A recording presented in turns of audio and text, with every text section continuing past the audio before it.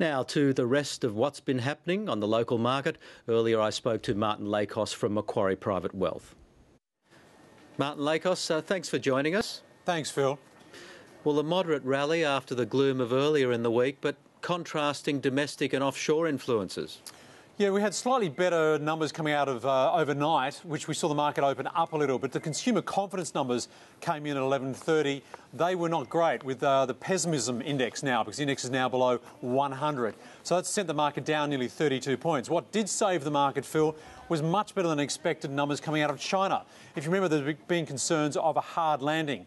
China's GDP came in at 9.5%, better than expected. And get these numbers. Retail sales running at 17.7%, industrial production growth up 15%. So that helped the market recover all at 30 points through the day, closing up about 20. The key sectors on the upside, materials and energy. The banks steadied through the day. Telstra was pretty solid, and really the only weakness was in the consumer discretionary stock sector, which you'd probably expect from those consumer confidence numbers here in Australia. And the banks got a bit of support today. Do you think that might be temporary?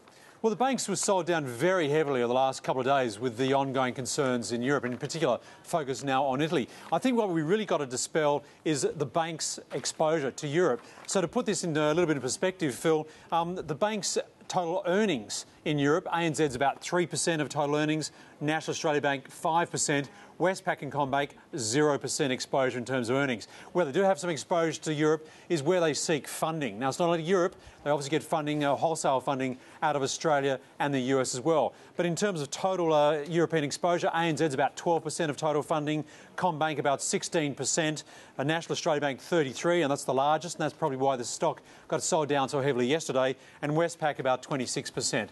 So the bank's steady today on the back of European markets steadying up a little bit as well.